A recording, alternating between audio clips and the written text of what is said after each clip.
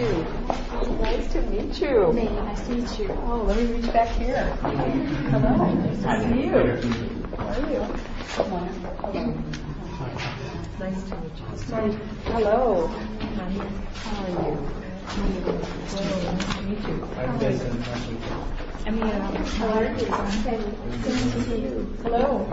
Hi, how are you? So wonderful to have you here. We're going to do a picture. Now, where do we look for the formal picture? Where's Mike? Oh, Mike, there you are, over there. Okay. Or do you want to get in the center, Mike, so we can maybe just get everybody in? And that's good. Can you...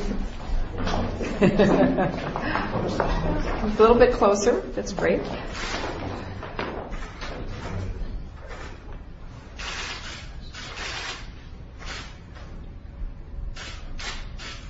Great. Well, I am so honored to receive this group here at the State Department. This is a group of young men and women from Egypt who are committed to improving the lives of the Egyptian people, providing more economic opportunity, greater growth in democracy, respect for human rights. They come from a variety of backgrounds. Each of them brings a special experience and expertise to their interests and their efforts. I'm excited about going to Egypt next week with President Obama for his speech. I've enjoyed the opportunities that I have had to work with my Egyptian counterparts on how we're going to deepen and broaden our relationship between our two countries. But the most important part of that relationship is between the American and Egyptian people. And I think that a number of our visitors have made their first trip to the United States with this trip. So it's wonderful to have you here and to be part of this. I'm going to take a question or two, and then we'll go this way and have a chance to talk, okay? Yes. Madam Secretary, yes. How much progress has Egypt made toward democracy and human rights? Is it the main stumbling block, this emergency law that's been enforced for decades? And finally, how much of an issue will it be on your trip and the President's trip next week? Well, we always raise democracy and human rights. It is a core pillar of American foreign policy. And I think that there is a great awareness on the part of the Egyptian government that with young people like this and with enhanced communications, it is in Egypt's interest to move more toward democracy and to exhibit more respect for human rights. And so we're going to continue to engage in that dialogue. Undersecretary Bill Burns will be going to Egypt soon to put in place a framework for a comprehensive discussion between our two countries on the whole range of issues.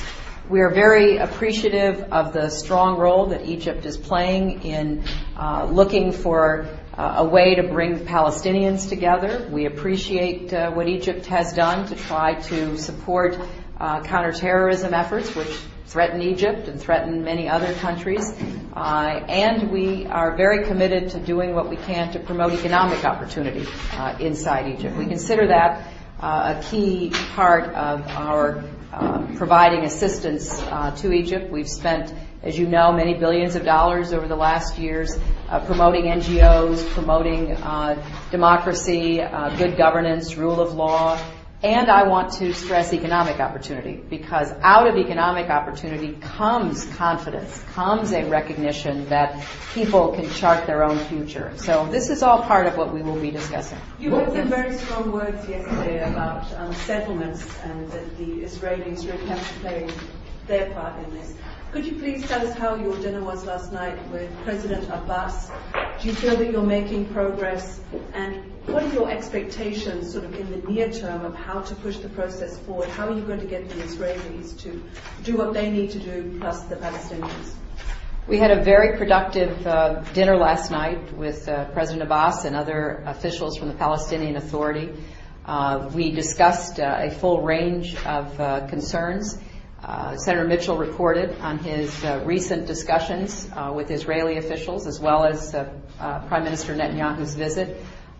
We believe strongly in the two-state solution, and we are committed to doing all that we can to work with Israelis and Palestinians and others like Egypt to try to push that forward.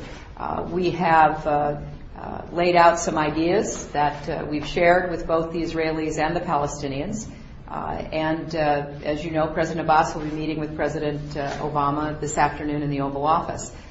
This is a difficult, complex undertaking, but we are committed to it, and we think it's in the best interest of both Palestinians and Israelis. We think this effort to obtain a two-state solution is the best way for Israel to have the peace and security that they are seeking and deserve, and we think it is the best way for Palestinians to have a sense of empowerment and authority over their own lives, and to give them the chance to raise their families and to have the kind of future that the children of the Palestinians deserve. So we see this as very much in not only our interests and the interests of the region, but of Israel and the Palestinians as well.